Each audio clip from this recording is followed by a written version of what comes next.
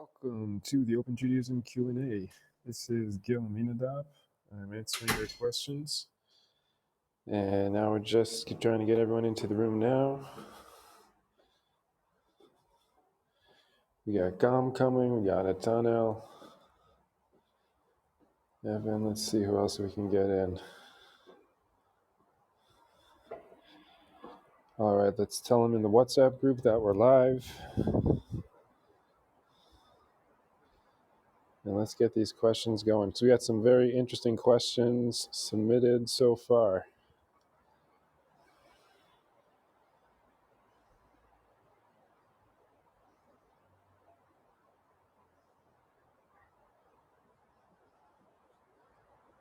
All right.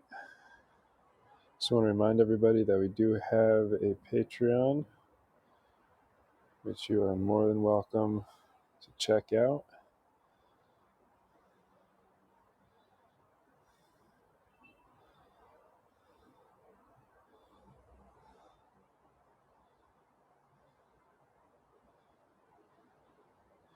Just waiting. And while we are waiting, just want to say something for the recording. And that is that I hope everyone gets something good out of these Q&As, these question and answer sessions, and these schmoozes. I know I certainly do. But I hope that everyone realizes that, just because we say something here in the Q&A doesn't mean that you can then use that, to tell someone else what to do. And I think that's a really important thing to realize and to have the humility to understand. And hey, Natana, I see you just joined us. But, I got an interesting phone call last week from a concerned individual who was afraid that some people might be taking some of the things that we were saying here and using them to kind of instruct other people or to dismiss other people's opinions or whatever the case may be. Hey, Laz, do you mind just, welcome, Shavuot Tov, do you mind just muting while you're at it? You Shavuot. got the music playing? Oh, yeah, I'm muted. Yep, no problem. Sure, not a problem. And so I just, I spent a week to think about what to say about it. And I just want to say that, a big part of, what I'm teaching here is, the humility to go with the flow.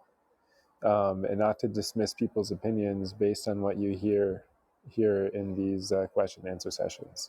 So I hope that's clear to everybody. If you have any questions about it, feel free to ask them, obviously. But I just wanted to put that out there initially for just a recording and now for your feedback. I actually was wondering. When I heard you talking about that, I wondered. Did they call you saying that people were actually instructing others, or were they just concerned about that? What they said was that people were actually like in the midst of like Clubhouse debates or whatever the case may be. Shavuot Tov, Darius. They were just saying that people were kind of like appointing themselves as authorities based and referring to things that we had said here. And a lot of what I heard I took with a grain of salt, but I didn't, because I only heard one person's opinion on it, one person's side of it, excuse me. But yeah, Darius, will ask your questions, but we're going to need you to clarify them because some of them I'm not so clear about. But basically, the person who was calling was thinking of incidents that had happened on Clubhouse, I guess.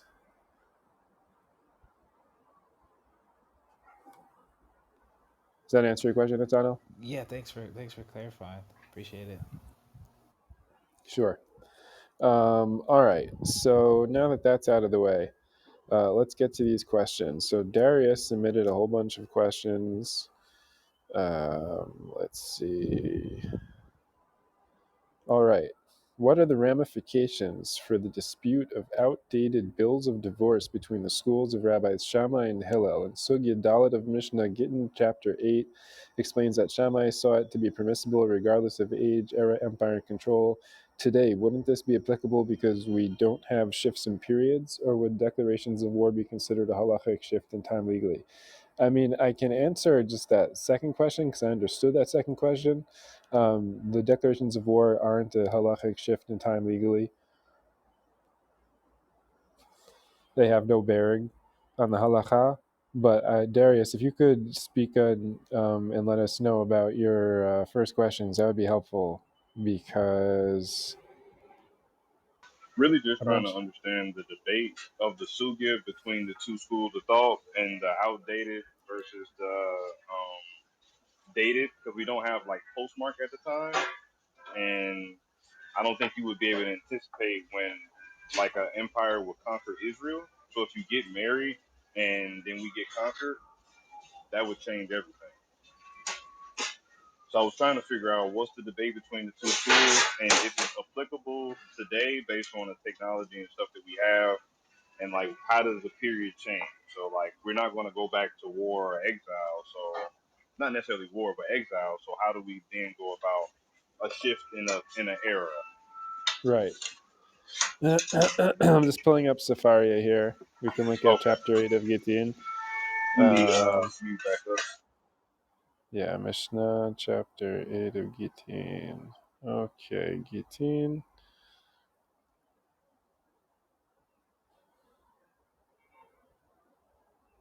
chapter 8.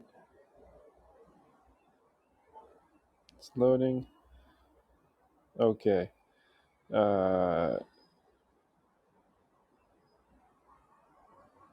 so the fourth Mishnah of the eighth chapter of Mishnah Gittin says, Beit Shammai Omerim poter adam et ishto beret yashan ובית הלל אוסרין ואיזהו גט ישן כל שנתייחד עמה אחר שכתבו לה. Right, so Beit Shammai say a man may send or divorce his wife with an outdated bill of divorce, and Beit Hillel prohibit him from doing so. And what is an outdated bill of divorce? Any case where he was secluded with her after he wrote it for her and before he gave it to her. So, Darius, where is your interpretation of this coming from exactly?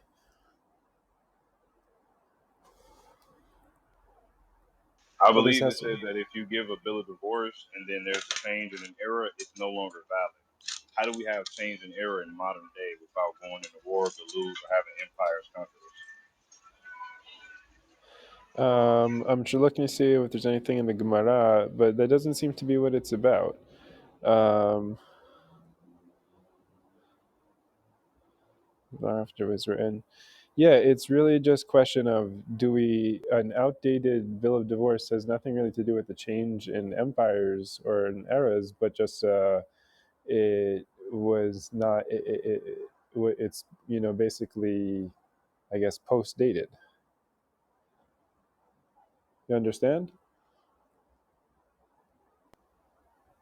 us? I understand that portion, but I think there's, I don't know, maybe it's not in that particular sugya, but there was something that I read that says that Yatim are invalid based on changes in era.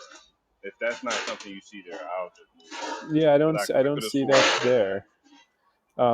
But the only thing that's coming to mind is just the issue of if a get was dated, like if we were Like I believe you said it's still the get. using, if we were using, if there was a get dated be in the pre Gregorian calendar, or in basically in like or in the, I guess, the Samaritan calendar. If you had a rabbinic get dated according to the Samaritan calendar, which counts from the entry of the Am Yisrael to Eretz Canaan, that would be an example of using an outdated get system. But only apply that's just in the time that it was written. It's not that like it was held over. It was originally written in one time period and then is being reviewed in a different time period. Does that make sense,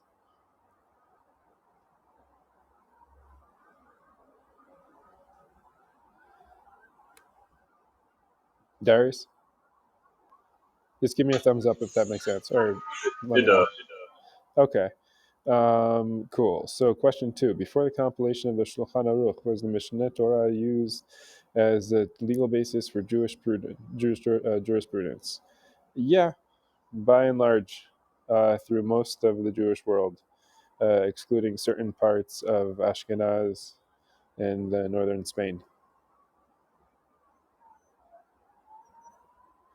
That was a simple enough question. Question number 3. What is the significance of the 3 R's in the development of Sephardic Jewry, Rambam, Rif, and Rosh? What resources can I receive in order to get information on these Gaonim to get an understanding of the Judaism that grew out of Islamic Andalusia?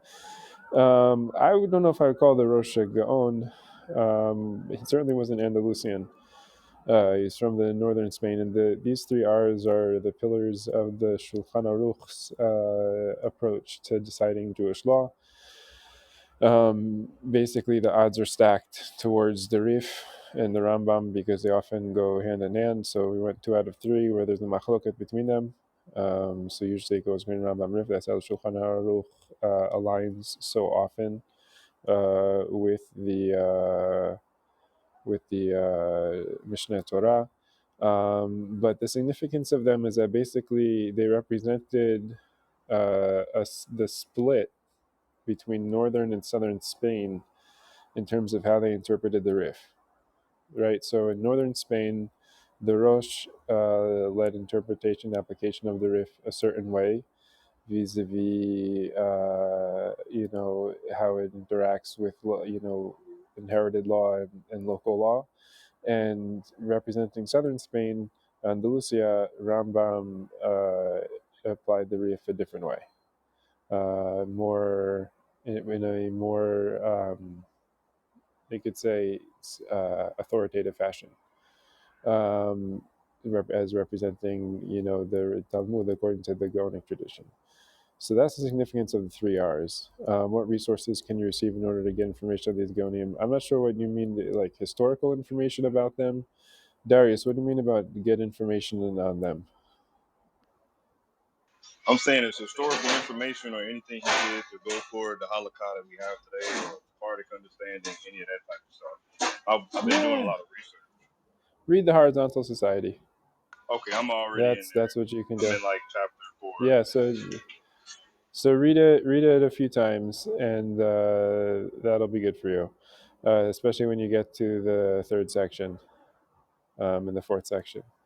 The Rosh you'll see more in the 5th section. Question 4. In Mishnah Sanhedrin Sugya Hey. By the way, it's Mishnah Hey. It's not Sugya Hey. A Sugya is a unit in the Gemara. This is a Mishnah. So it's in Masechet Sanhedrin Mishnah Hey. It states a king may bring the nation out to an optional war, which is a war that was not mandated by the Torah and was not a war of defense. So, first of all, would using the Pesukim from Yeshayahu Perek Bet, Aleph to Gimel, qualify as extensions of the Torah by prophecy of the necessity to reclaim the Temple Mount from the Muslims? What? I guess we have to look at.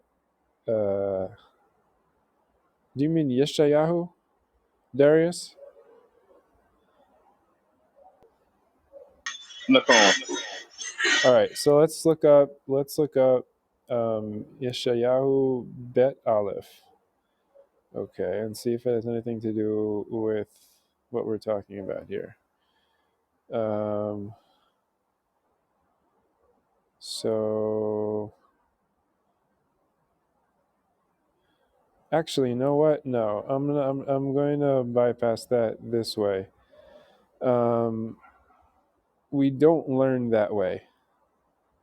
We don't learn by looking for prophecies in the Tanakh to apply to the current day situation in any regard. You can apply the messages and the morals to your life and to your relationship with God, but what a king is obligated to do vis-a-vis halacha is only secondarily related to what it says in Yeshayahu or in any other Nabi. And it's really important to understand that the purpose of the Tanakh, the written Torah, as Rav Faor Zichrono Livracha states very clearly, the purpose of the written Torah is to develop your humanity and your conscience. It's not to read obligations that then you try to obligate other people into. And so it's an important thing to keep in mind when we're reading, halacha, and we're trying to relate it to the written Torah, that the way we relate it is vis-a-vis the Talmud and what they say. We don't try to come up with new relationships between the laws and the written Torah. And the primary purpose of learning the written Torah is to develop our conscience and our humanity. Do you understand that, Darius?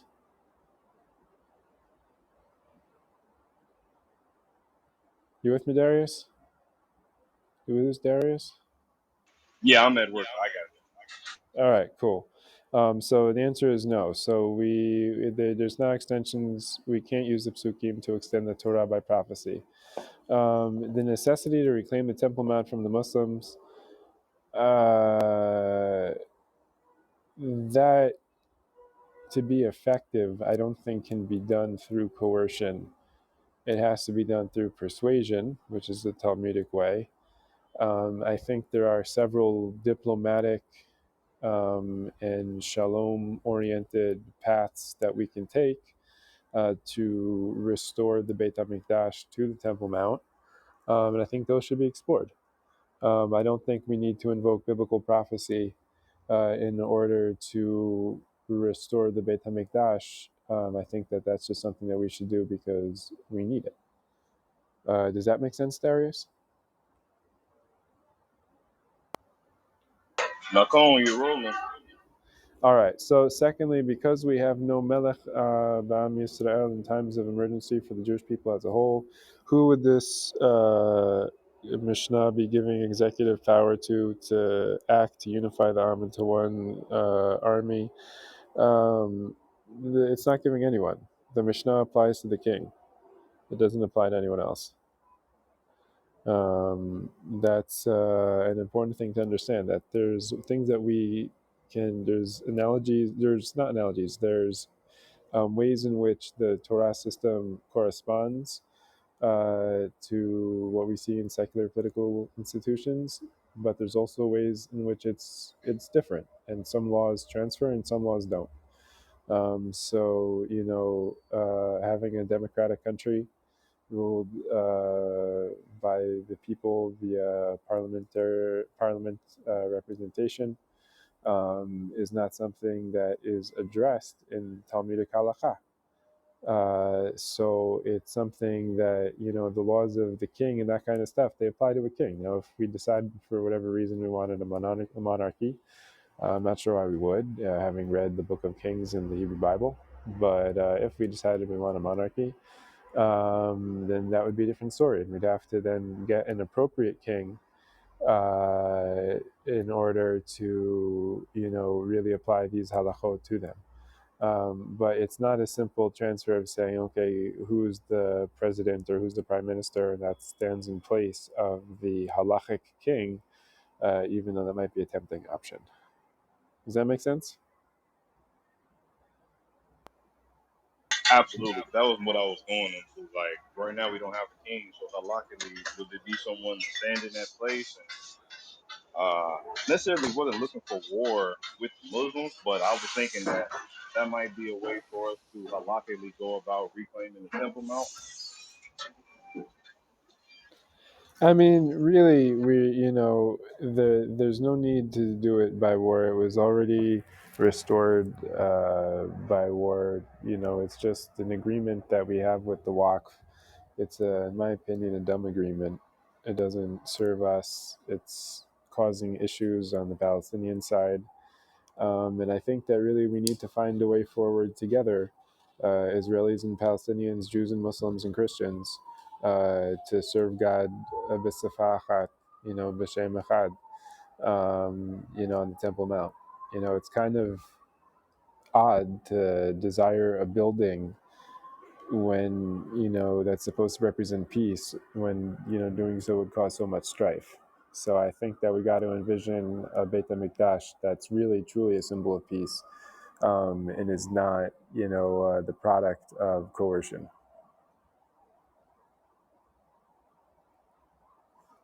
Does that make sense, Darius?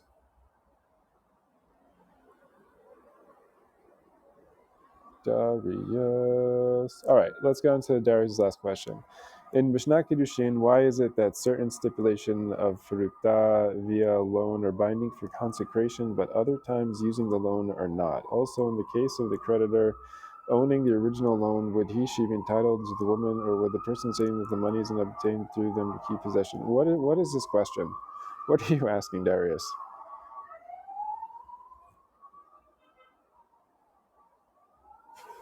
Can we get some clarity on what this question means, Darius? First of all, where in Mishnah Kiddushin can we look, or what? Because I think If you you're don't understand it, it's fine. You can just move on from my question. no. It seems we're combining. Are you talking about the Tanai Kiddushin when you say certain stipulation of Pruta via loan or binding for consecration by Correct. times For the using Peruta, the there were right? different Tanai Kiddushin. situations Okay. where the Peruta could be given, but I didn't understand where it was talking about the loan and the original creditor and who the woman went to. That was a little convoluted for me. Okay. I'm not sure what chapter of Kiddushin it is, but I get now more what you're asking in this question. Um, so the case of the creditor owning the original loan, would he or she be entitled to the woman? No. So you would not be entitled to the woman. It's not like you're buying a woman with a pruta. That's not how kiddushin works. You're not purchasing a woman or purchasing her services or whatever it is for bottom rates. So the person who owns a loan would not have that kind of attachment to the woman. Does that make sense?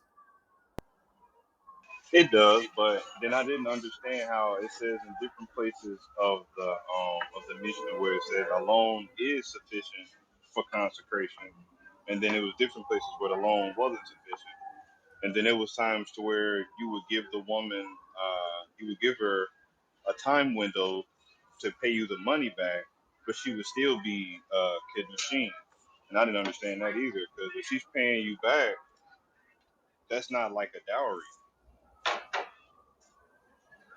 Definitely sarich.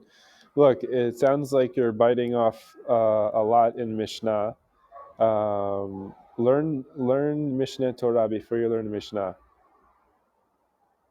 Or if you're going to learn Mishnah, stick to Seder Zraim. Okay? Okay. It's going to be a lot less confusing.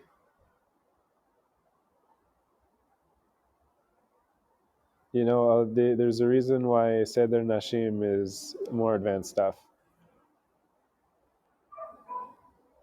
Yeah, I've been doing a little deep dive, trying to get some more familiarity. Yeah, my advice to you is to stick to Seder Zraim. Get comfortable with it. Get comfortable with the way that Mishnah operates. Then branch out to Moed. And just go through them in order. But all the while, learn Mishneh Torah so that you have a firm basis in the halacha and you can interpret the rabbinic statements and the classical sources more accurately. Like if you wanted, in this case, to really understand the Mishnah and say in Gidushin, first learn Rambam Hilchot Yishut in Isurei Biyah. You know what I'm saying? I feel like I will when you give more explanation on I'm saying that there's like an order to the learning. it. I get that portion. I That if just you don't try, necessarily know the exact order. so I'm telling you. So the Mishneh Torah, first you learn the Tanakh, right? And you read the Tanakh and you develop yourself a little bit, right? Then you read the Mishneh Torah, right? And understanding the way rabbinics works, and you start getting sources, right?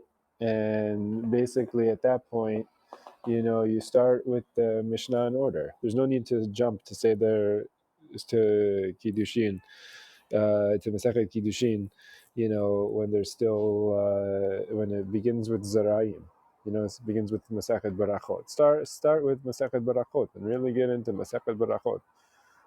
Then really get into Be'ah,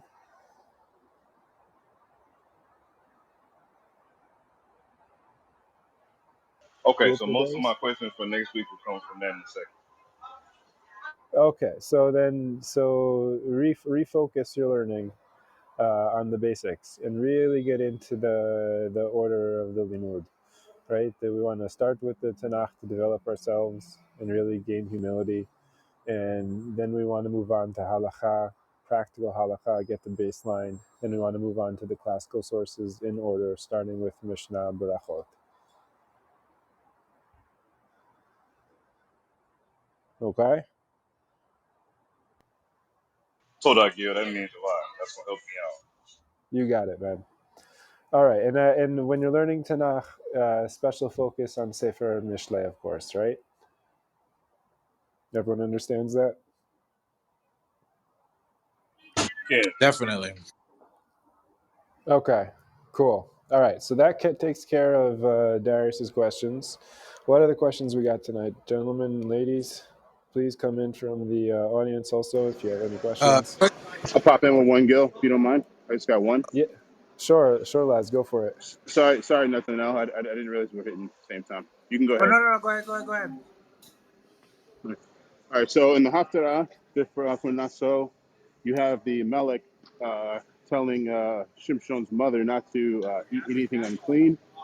What is the point in the Melech telling her that if everybody in the land knew that already? So what was the point in telling three times not to eat anything unclean?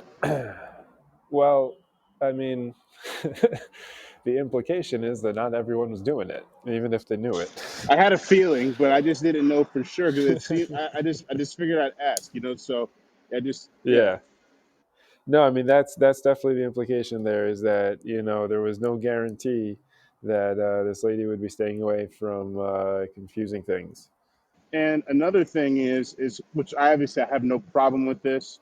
I just it's interesting how like it just seems like Shimshon's father was kind of like the backseat was like in the passenger or the backseat for this whole process. It didn't really seem like he had a major role in this, unlike like with Abraham, where the Amalek is coming directly to the Baal Habayit, saying this is going to happen. So I just something I just not that there's any issue, obviously, but I just thought that was interesting. That for the most part, it just seemed like the vast majority of the communication and the instructions were giving to the mother. Yeah, well, I've heard it said that Manoach was an Am Ha'aretz, Uh, and did not necessarily know what he was doing, as evidenced by his fear of death as a punishment for having seen Malach.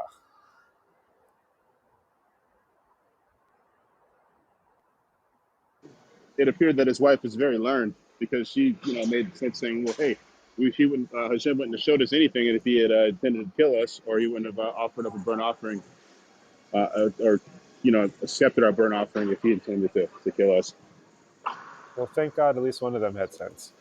Yeah. The other one last and final piece about that I just thought was very, very strange was that the Melech went inside of the fire of the Korban and disappeared. So I watch a lot of sci-fi. You know, what's going on there? Because my brain is like that is making me believe that there's something else going on that we don't interact with at all whatsoever in regards to the fire that's on top of the Korban. I Look, I mean, think that's just interesting. It's like I a think portal or like a door or something that they can go through I'll or I'll something. I'll put it to you this way. I'll put it to you this way. If you wanted to read many, if not most, of the stories about Malachim in the Tanakh as stories about extraterrestrials being sent with messages to communicate to human beings while the human beings are in altered states of consciousness, you would be able to do that. You would be able to come up with a coherent, consistent reading. But that would be Um, silliness, though, right? That wouldn't be real. That wouldn't be like a reasonable way to approach the text. That people were doing I don't psychedelics know. and talking to Not aliens. psychedelics, not Oh, psychedelics, but just altered states of consciousness. All alternative states of consciousness. But the I don't know. I mean, the question that I think the Navy or something is releasing now information about UFOs, and there's all kinds of talk in the mainstream media about UFOs. From what I can tell, it keeps popping up in my I don't read like newspapers. I just read the news feeds, like Associated Press, Reuters, that kind of stuff. And so I get like a handle on what the mainstream is reporting that way, and like I see UFOs, popping up in my feeds there. So I don't know if it's nonsense to say. I mean, you could come up with. I know of a rabbi who has a pretty coherent worldview that includes extraterrestrials as a subdivision within the greater genus Malachim. So it's possible to read it that way. I wouldn't write it off so easily. And I think it's important to stress, if we're talking about it already, that let's say that they did release, files saying that, there's proof of extraterrestrials, or whatever the case may be, or there's been contact, or there will be contact, or whatever the case is. Judaism is very robust in being able to handle that kind of event. And we definitely have a lot of stuff in our tradition that points to extraterrestrials and points to the ways that aliens serve God, serve Hashem. And so it's not so far out. It's not something that would really be a deal breaker or shatter anything on the Jewish side for us to say, oh, it turns out that these things all along were aliens. I guess my challenge is what do we take literal? What's allegory? What's metaphorical? And then as it pertains to my interpretation. So, like I've heard numerous people say various things on the subject of Bereshit, the creation. You have some people that think that this happened in a 24-hour period. Other people are saying this happened in the days were longer, situation. So it was 7,000 years instead of 7 days, because of whatever their reasons were. And so then you have some people that actually have a completely different perspective of it. And these are all rabbis, not like, other religions. This is just different people looking from their different perspective. So I guess like when I read certain things as it pertains to, Shimshon's mother and father and the Malach, um, how like is this a literal story, or is this something that should be taken from a metaphorical or allegorical perspective? And I guess this like these types of situations, Gil, are what really I think hamper, not really hamper, but it just I feel like I think too much about them, and I end up kind of undermining my time, my learning time, because I'm not able to get over what should be taken literal just for the sake of understanding what's being said, and then what is a metaphor. Yeah. So, I mean, you really need to read the Guide for the Perplexed, and you're one of the few people that I'll advise to read the Guide for the Perplexed in order. Normally, I tell people to start with the third section, but you're actually perplexed. So, you should read the Guide for the Perplexed in order, starting with the first section. And you should read it in conjunction, if possible, if you can obtain a copy of Rav Faur's Homo Mysticus. And those two together, reading the Guide for the Perplexed in order and reading Homo Mysticus, will show you the way to read the Bible. Okay, so can you tell me can you? I'll reach out to you on Facebook for the name of that book, the Hit second me up book on that you mentioned. WhatsApp. Hit me up What's on that? WhatsApp. Okay, because I can get the guy for Perplex off of Safari. I can read that there. So Yeah, get you can get it there. It's the Friedlander translation, so it's not great. If you can spring for the Shlomo Pines translation, I would say get that one. That's okay, Pines. But otherwise, go with Safari as Friedlander translation. And mm-hmm. yeah, the Homo Mysticus. Homo Mysticus. Okay, Yeah. Thank you. That's the only I'll send question you I had Homo today. Mysticus. Oh, thank you. I appreciate it. Yeah, I'll email it to you. Thank you, man. Appreciate it. That's the only question I have. Cool. Cool. Cool. Cool. All right. All right. Natano, what's your questions, brother? This question actually comes from a friend of mine who lives in the area. I don't think he was able to make it today, but I told him I'd ask it. Um, could you explain a little bit, in your opinion or what you've learned, the significance of the Nazarite vow? And that's taking into account some who say that it's an act of higher kedusha, which may be the point. But then there's other commentators that state that the reason why you had to bring a korban hatat is because it's like a sign of haughtiness, like you took upon yourself more than what was obligated. And so, considering both of those perspectives, the significance, or the ta'am of the mitzvah of the Nazarite. Yeah, that's a good question. I'm just going to freestyle the answer. So basically, the Nazarites are like this. First of all, for those who don't know, a Nazarite abstains from all products of the grape and does not cut their hair for the duration of their Nazarite vow. They don't come into contact with any dead things.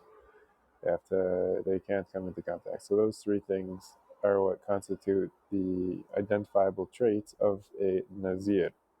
Now, first of all, the part about grapes, right? Nitano, what does that immediately bring to mind?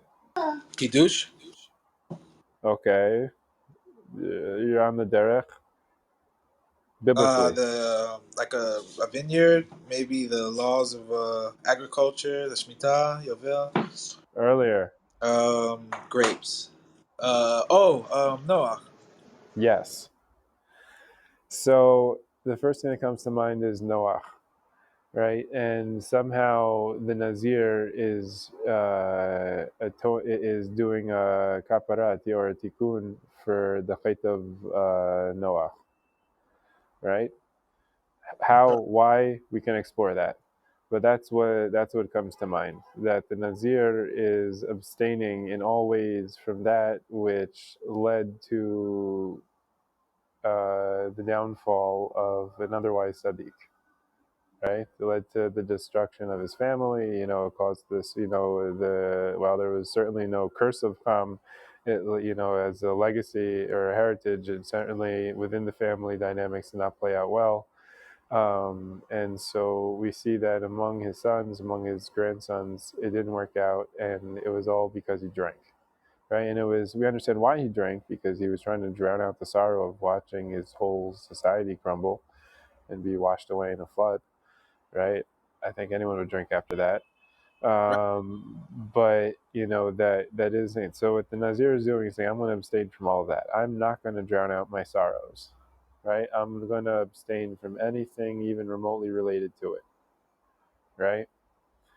That's first of Like, all. I'm gonna deal with no matter what. I'm gonna deal with my issues no matter how difficult. Yeah, I like it. I like that. yeah. Now but you see, it's almost to excess, because it's like all products of the grape. It's not just intoxicating, inebriating products of the grape, right? So it's categorical, right? Now next, right, we have the hair, right? Now normally, uh, we have some kind of styling of the hair we see in Tanakh. There's some kind of shaving cutting. It's not normal to have someone just with hair growing everywhere, right? Like wildly, or even in dreads. That was only someone that it was a Nazir would do, right? And it's kind of like natural, right? So in a sense, what comes to mind from Greek sources as the opposite of this? I'm not sure. Adonis, right? And so what we see is that the Midrash even talks about, I think it was Abtalion. And I the don't Adonis remember. that you're referring to, Gil, is like along the lines of vanity, right? You're kind of putting the lid Yeah, on your outward appearance, like caring about, your yeah. grooming and that type of thing. So Okay. I'm trying to remember which rabbi it was, but there was one that was a Kohen and refused to eat from the korban of Nazir because he felt it was excessive and undesirable. Except for he came across one Nazir who said that I became a Nazir because I found myself staring at myself in the water, kind of like Narcissus, you know, and staring at myself and admiring my good looks, and I said, wow, I'm really losing touch with what's real. And so he took the vow so that he'd have to grow his hair and it would be all wild and unkempt. So we see that really, even in the rabbinic understanding of the Nazir, there is a certain level in which uh, it's an antidote to vanity, right? And that's expressed in the hair, right? So far we have, someone who's confronting, the pain of the world, of their existence, not escaping it. We have someone who's confronting the seductions of the comfortable life and the aesthetic life, right? And they're resisting it, right? And then we have what ties it all together is that they can't come in contact with the dead, so that you see what is one of the things that you would do if you're a warrior, right? You wind up killing people. And that means that, unless you have an arms bearer, unless you fought in the way that they did, when you were an organized army and you like would have someone, running after you, say kill to finish off the people you stabbed, right? So they would become tamei. But someone's got to become tamei to kill the person. But if you're saying they can't become tamei, they can't even come into contact with the corpse, right? So they have to. It's almost like a vow of peace. It's almost like a pacifist vow, right? They can't actually kill anyone, and so even the Nazirim who would fight, they would not be allowed to kill anybody, right? They would only be allowed to maim, I guess, but they wouldn't be allowed to kill anybody. So it's a form, I guess, quasi pacifist. So I gotta sneeze. Does that answer your question, Natano?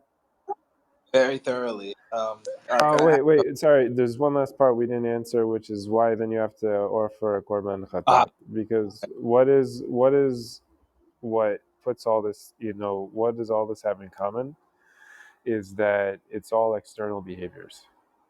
mm, And truly, truly, if someone was a great enough sage and a developed enough person, they could achieve this growth without resorting to these extreme behaviors. gotcha. Did you have anything else to add before I got to the second follow up, which is kind of related to what you brought up about Noah? No, sure, go for it. It's an ethical question. So there's like an ethical Q&A book. There's tons of those halakha Q&A type of books. Anyway, Yeah, I came up with my own around that story of Noah getting drunk after the flood. So there's a pasuk in Mishlei that says you give strong drink to those who are in mourning.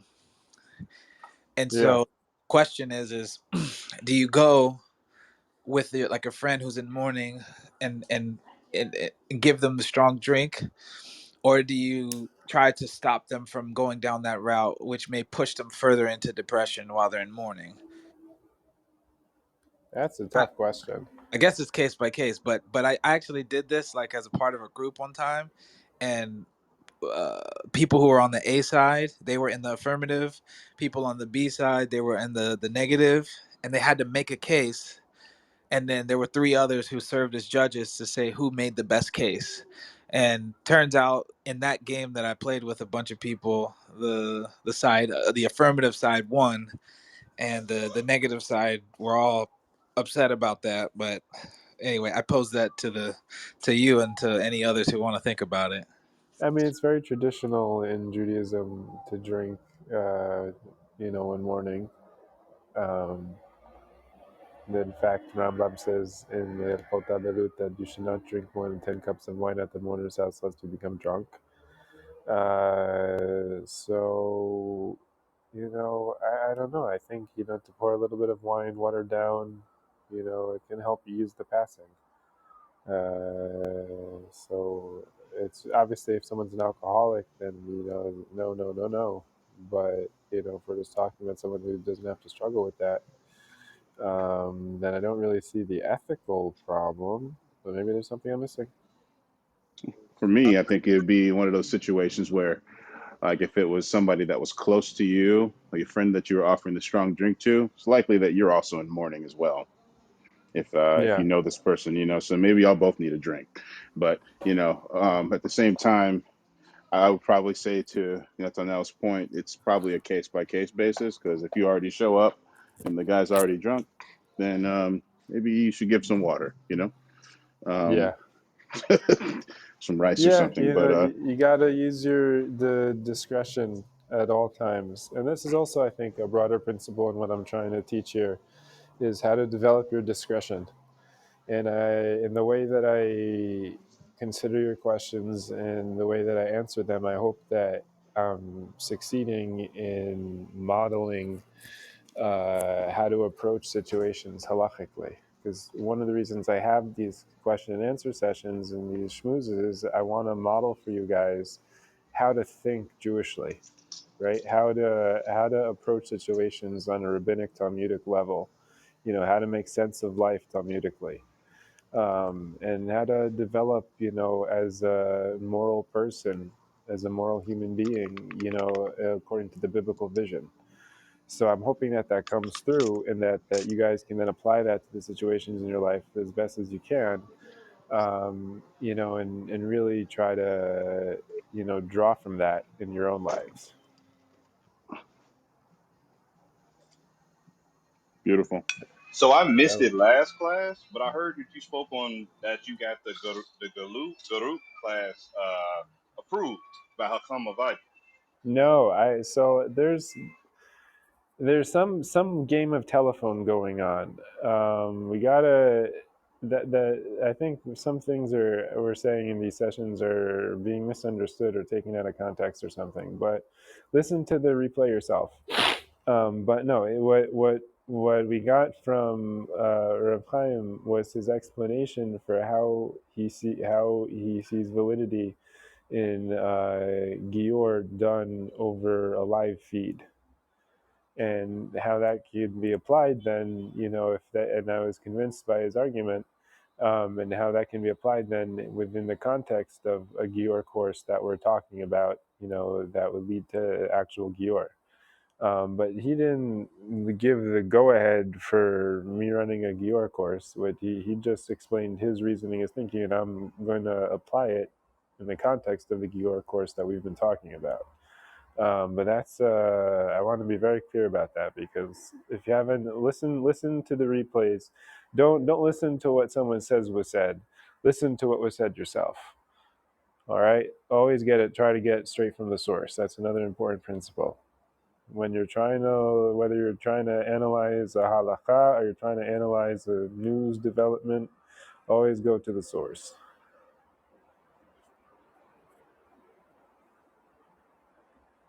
Any other questions before we call it a night? No, Anyone? that's about it. So just to kind of recap my situation, read Guide to Perplexed and the other book. Yeah. I'm gonna sync up with Darius and get that one from him. Homo mysticus. I Homo have it Mysticus. also, Laz. If you ever, Oh, you do? yeah, I'm sure I'll be seeing you within the next week or so. yeah. I So, actually have a physical copy of it, and I've been learning it with Yosef also on Sundays. oh, for real? Okay. Wonderful. Yeah, we got to get Yosef here and into these open Q&As. That would be wonderful. He's got a lot of Torah to teach. Well, And Gil, as always, I really appreciate you, taking your time out to have these. They help me a lot. I'm sure they help a lot of other people, but just wanted to just tell you I appreciate all the labor that you're putting into Thank, this. thank- I appreciate that. I appreciate your appreciation. Yeah, I do my best to serve the greater community, and it and shows. I really appreciate that, and it's kind words. And don't forget, we do have a Patreon. My wife will kill me if I don't mention it at least twice in these things. She's like, gotta say it, Gil. I'm like, but, no, I gotta say it. We do got a Patreon, and as always, your questions are welcome. Join the WhatsApp group if you want to send your questions in advance. Give me some time to look into them. You can also just throw them at me when we're doing this, and it's a lot of fun. And hope you all have a wonderful week, a wonderful month, although we're midway through it already. And Shavuot Tov. Shavua Tov, guys. Shavua Tov Shavuot Tov. Mubarach. Oh, לכולם.